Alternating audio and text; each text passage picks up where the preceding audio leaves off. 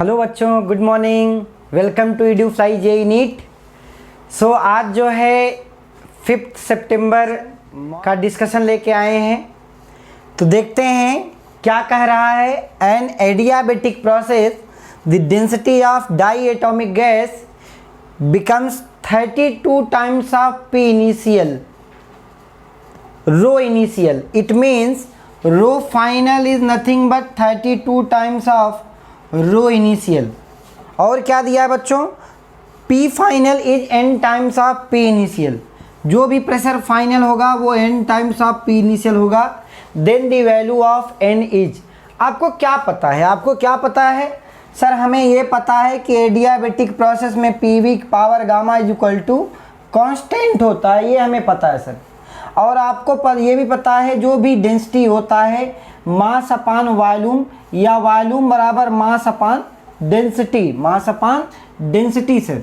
तो यहाँ पे P वॉल्यूम के जगह पे क्या लिख सकता हूँ sir? m/ρ to the power gamma. यहाँ पे मास कांस्टेंट है, मास तो चेंज हो नहीं रहा बच्चों। मास कहाँ चेंज हो रहा है?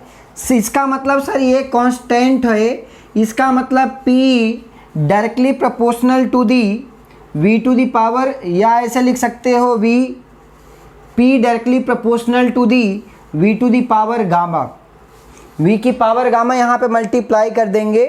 इसका मतलब सर ये अगर ये P इनिशियल की बात करें, यहाँ पे भी वही V initial divided by P final, यहाँ पे V फाइनल की पावर गामा। अब यहाँ पे जो जो वैल्यू दिया है, सॉरी रो यहाँ पे लिख सकते हो, रो इनिशियल, यहाँ पे रो फाइनल। आपको क्या दिया है? P फाइनल जो वैल्यू है सर, P फाइनल बराबर 32 times of P rho final equal to 32 times of rho initial, ये दिया है भाई। तो एक बात बताओ, और गामा कैसे निकालोगे? गामा कैसे निकालोगे सर? गामा के लिए हमें पता है CP/CV, CP/CV डायटोमिक है भाई। डायटोमिक में CP की value sir F/2 + 1 × R divided by F/2R। Sir R cancel. Gamma की इसकी कितनी वैल्यू होती है? डिग्री ऑफ फ्रीडम कितना होता है भाई? 5। मोनोएटॉमिक में 3, डाईएटॉमिक कितना? 5।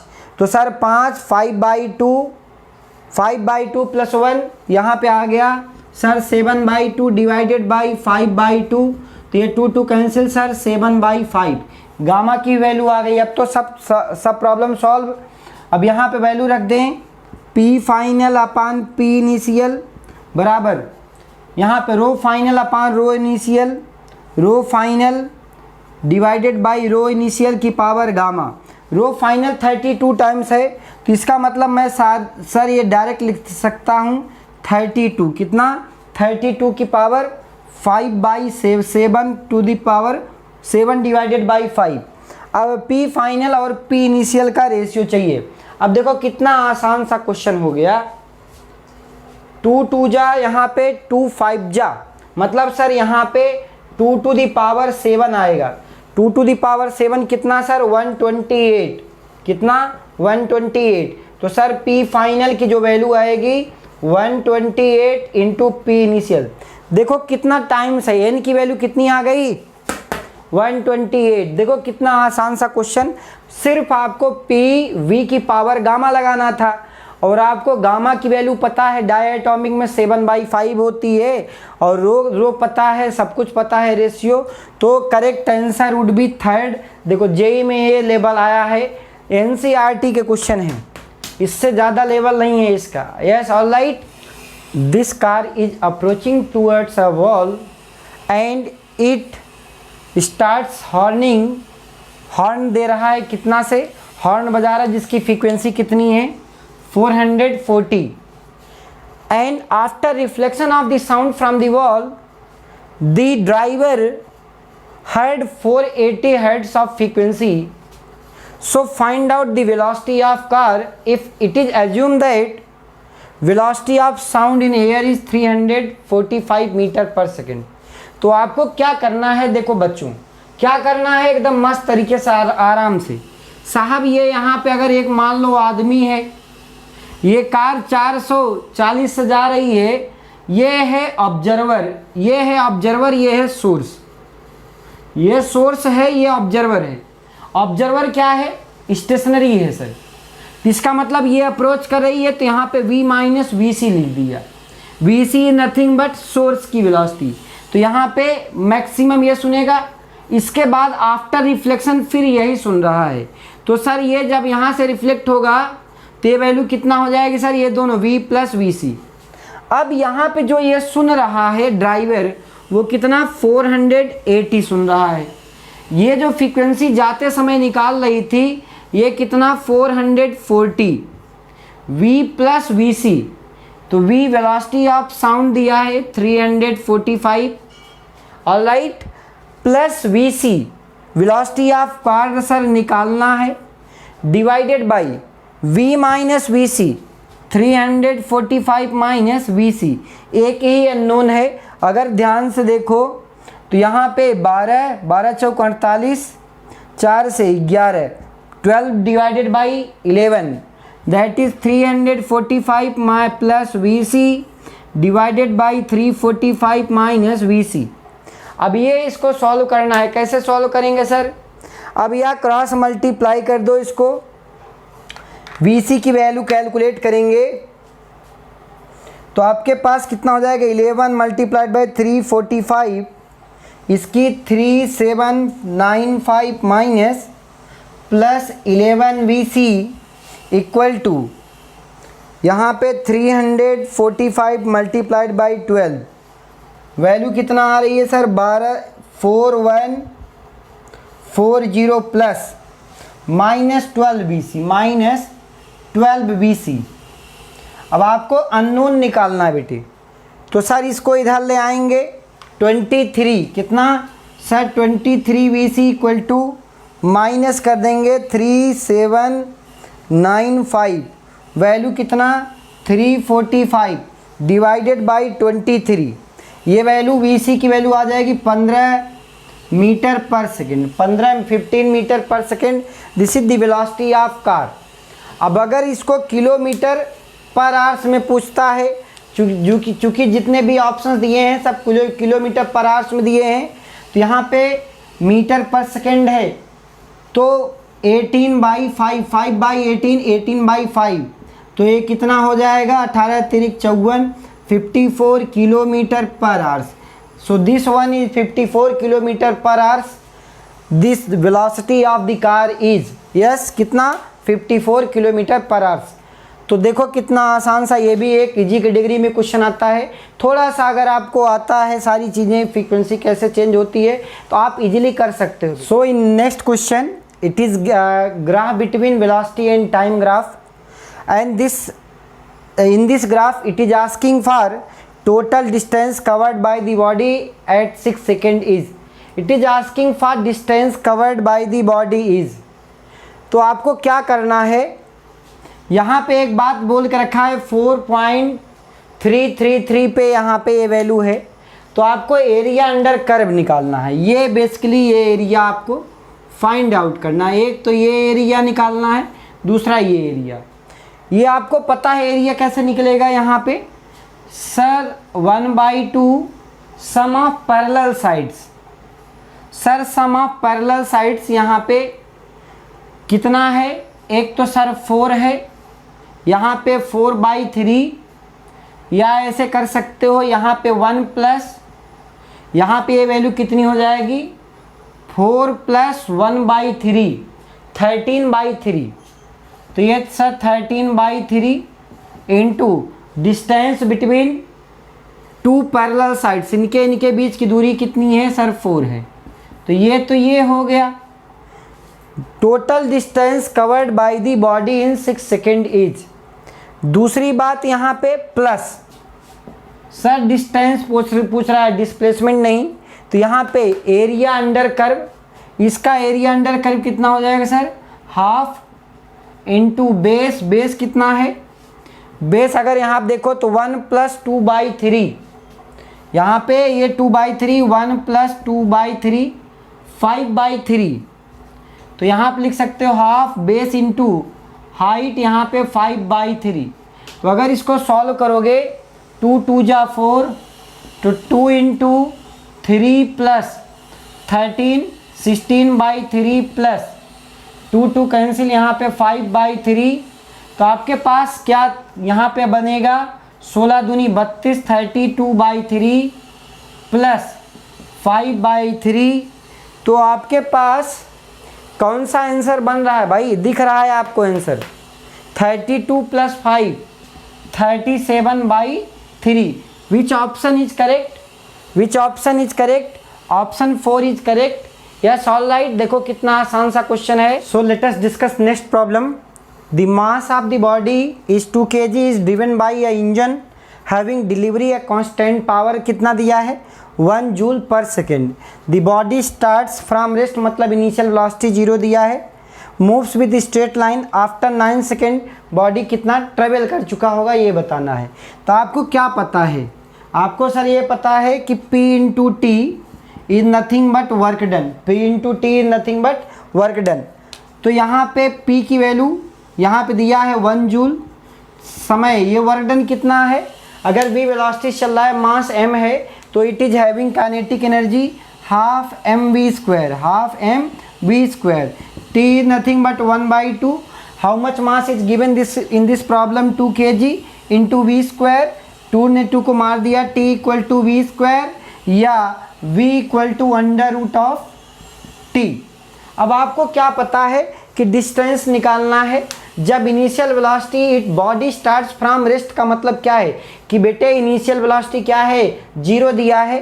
तो एक काम करो सर, वेलोसिटी क्या लिख दो, ds/dt बराबर √t या ds बराबर क्या √t × dt, इंटीग्रेट कर दो। जब समय 0 था, when time is 0 the distance covered body starts from rest, मतलब यहाँ पे ये वैल्यू क्या हो जाएगी 0। After 9 second how much distance is covered by this body is 9, यहाँ पे s है तो हमने s मान लिया, ds का इंटीग्रेशन s होता है, तो s = यहाँ पे इसका इंटीग्रेशन सर t की power 1/2 x to the power n+1/n+1। तो यहाँ पे 1 + 1, यहाँ पे 3/2, ये वैल्यू कितना t की पावर 3/2 डिवाइडेड बाई 3/2, यहाँ पे 2/3 लिख सकते हो। अब यहाँ पे आफ्टर t सेकेंड t की वैल्यू क्या दिया है सर, लोअर लिमिट दिया है 0, अपर लिमिट 9, तो यहाँ पे लिख सकते हो 2/3 इज कांस्टेंट, यहाँ पे t के जगह पे 9 टू द पावर 3/2। यस, अब 0 रखोगे तो अगली वैल्यू क्या आ जाएगी 0 आ जाएगी। तो यहाँ पे देखो बेटे 3 का जो 9 का क्यूब रूट 9 का रूट होता है, इसका मतलब 3 का क्यूब 27। तो यहाँ पे वैल्यू कितना आ जाएगी सर 3 × 27/3 या 3 3 जा यहाँ पे 9, तो 9 2 जा 18। तो correct answer is 18 metre. 18 metre is correct answer. देखो कितना अच्छा सा मतलब पावर का भी यूटिलाइजेशन किया। आपको बेसिक पता है कि नहीं पता है कि जो P × T है वो वर्क डन है। वर्क डन कौन सा, वो भी काइनेटिक एनर्जी के फॉर्म में। जो भी वर्क डन होगा that will be stored in the form of kinetic energy. आपको पता है work done by all the forces बराबर चेंज इन काइनेटिक एनर्जी। तो यहाँ पे चेंज कितने का, इनिशियल वेलोसिटी तो 0 थी सर, तो सर यहाँ पे इनिशियल काइनेटिक एनर्जी भी क्या हो जाएगी 0 और फाइनल वेलोसिटी भी हो जाएगी। तो rate of basically it is based on conservation of energy या फिर वर्क एनर्जी थ्योरम से ये बेसिकली हुआ। तो आपको ये बेसिक कॉन्सेप्ट पता है तो आप सारे क्वेश्चन कर सकते हो बेटे। तो यहाँ पे कह रहा है N2 एट टेम्परेचर ऑफ 300, कह रहा है कि at temperature at which the RMS value of nitrogen becomes equal to RMS value of hydrogen. तो आपको VRMS बेसिकली क्या करना है, टेम्परेचर बताना है कि VRMS you know the VRMS √3RT/m, √3RT/m। अब यहाँ पे VRMS दोनों का बराबर है, इसका मतलब सर √3RT/m किसका सर, हाइड्रोजन का। It will be becomes equal to 3RT/M, यहाँ पे किसका सर, नाइट्रोजन का। अब ये दोनों बराबर करना है कि यहाँ पे टेम्परेचर अगर हाइड्रोजन के केस में बताना है तो यहाँ पे N1 बना लो, दोनों साइड का स्क्वायर कर, बाकी सब कैंसिल हो जाएगा। तो आपके पास क्या आ जाएगा यहाँ से T1/T2 = M1/M2।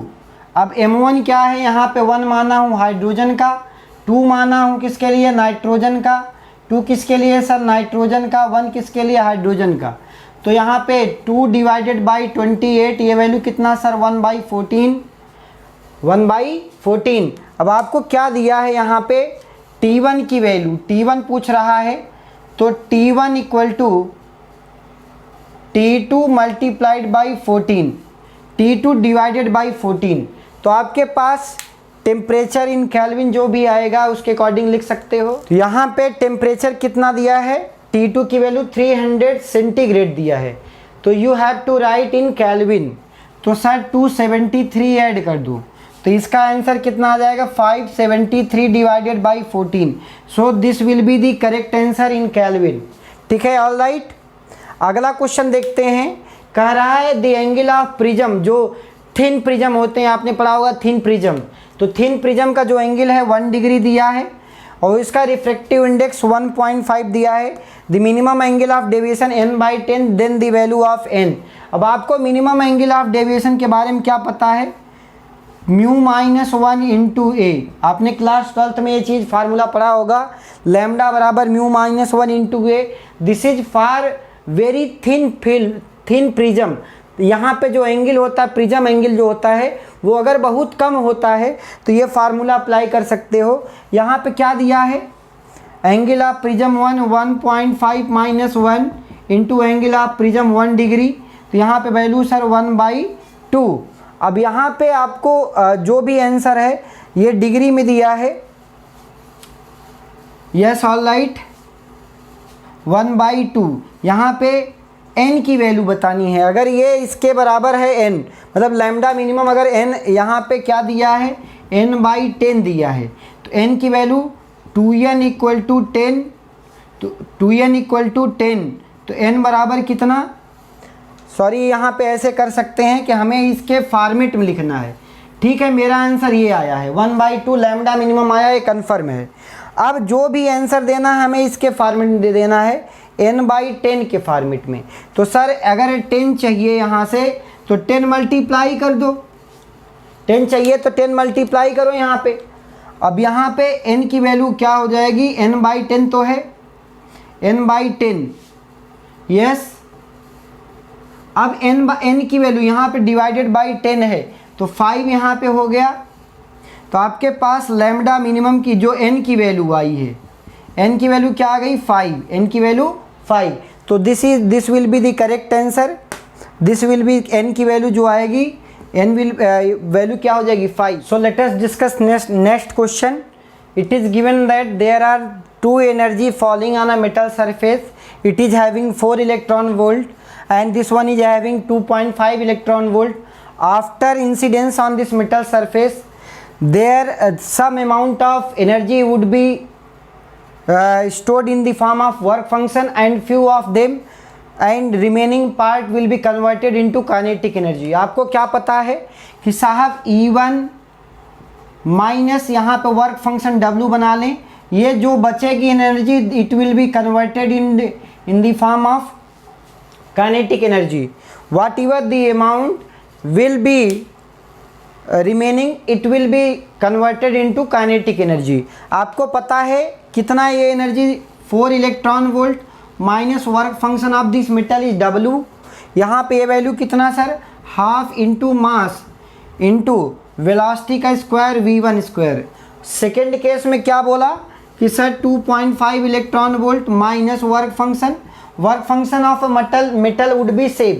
किसी भी मेटल का वर्क फंक्शन सेम होता है। क्या होता है वर्क फंक्शन बच्चों, क्या होता है वर्क फंक्शन क्या होता है, जब भी आप एक मेटल पे कोई भी लाइट इंसिडेंस करते हो तो it is the minimum amount of energy of electron और minimum amount of energy so that the electron emitted on the metal surface या electron reaches just surface of the metal, वो just start हो, emission just start हो, या फिर जितने भी ये एक मिनिमम ऊर्जा so that the electron comes out to the metal surface, वो निकलने के लिए तैयार हो, उसको क्या बोलते हो, वर्क फंक्शन बोलते हो। अब यहाँ पे आपके पास m इंटू V2 स्क्वायर बेटे, m into V two square. अब डिवाइड कर दो बेटे, तो सर ये डिवाइड किया, ये पूरा कैंसिल, यहाँ पे 4 माइनस डब्लू अपान, यहाँ पे क्या लिख सकते हो 5/2 माइनस डब्लू बराबर v1 square by v2 square, v1 square by v2 square. एक चीज़ और दिया है यहाँ पे, the ratio of this two speed is 2, तो v1 बाई v2 का रेशियो क्या दिया है, पहले फर्स्ट और सेकंड केस का जो रेशियो है वो 2 रेशियो है, मतलब v1 बाई v2 बराबर 2, तो ये लिख सकते हो 1 इसका 2 का स्क्वायर, तो ये वैल्यू कितना 4 हो जाएगी सर। अब क्रॉस मल्टीप्लाई कर लें, 2.5 लिख लो, 2.5 माइनस डब्लू, तो 2.5 इंटू 4 सर 10 हो गया, 10 minus 4w equal to 4 minus W, या यहाँ पे लिख सकते हो 3w बराबर 6, ऑल राइट, हाँ w बराबर 6/3 डेट इज 2 इलेक्ट्रॉन वोल्ट। तो आपके पास आंसर क्या आ गया, 2 electron volt is the right answer. आपको सिंपल ये आपको कॉन्सेप्ट क्या लगाना था, कॉन्सेप्ट सर ये लगाना था कि सर अगर एनर्जी गिरती है तो कुछ अमाउंट एनर्जी क्या होती है, वर्क फंक्शन में लग जाती है, remaining part of the energy would be converted into kinetic energy, मतलब सर E माइनस डब्लू बराबर क्या, काइनेटिक एनर्जी। तो आपको 2 बेसिक इक्वेशन बनाने थे और उसको सॉल्व करने थे बच्चों। यह solve basically comes from easy category. आपको पता है कि यहाँ पे 4 ऑप्शंस दिए हैं, in the respective there are 4 option is given in second part. यहाँ पे आपको बताना है माइक्रोवेव का, इसका वेवलेंथ बताना है, वेवलेंथ का रिलेशन बताना है, वेवलेंथ क्या होगा। तो आपको क्या पता है कि sir radio wave, microwave, infrared, visible रे, एक्सरे, कॉस्मिक रे और गामा रे। तो गामा की जो वेवलेंथ होती है, जितनी वेवलेंथ कम होगी उसकी एनर्जी ज़्यादा होगी, ये आपको पता है कि सर E बराबर hc बाई लैम्डा, लैम्डा जितना मिनिमम होगा एनर्जी उसकी उतनी ज़्यादा होगी। मतलब सबसे ज़्यादा एनर्जी की, सबसे ज़्यादा लैम्डा किसका, सबसे कम लैम्डा किसका है, कॉस्मिक रे का ये, या गामा रे का सबसे कम वेवलेंथ होती है। तो out of these option which one is minimum, sir सबसे कम तो ये है, सर सबसे कम ये है, वो भी किसका है, गामा रे का, तो सर बी का सेकंड है। और सबसे बड़ी वेवलेंथ अगर आप ध्यान से देखो तो 100 मीटर किसका है सर, जिसकी वेवलेंथ जितना ज़्यादा उसकी एनर्जी उतनी कम, रेडियो वेव। तो सर रेडियो वेव तो जो फर्स्ट का है, अच्छा उससे भी, इससे भी ये सबसे बड़ी वेवलेंथ है, इसकी एनर्जी उतनी कम है। तो फर्स्ट का यस रेडियो वेव, तो सी का सर फर्स्ट रेडियो का 100 मीटर। अब आपको देख लो यहाँ पे माइक्रो मतलब सर रेडियो से क्या है, रेडियो से कम वेवलेंथ है।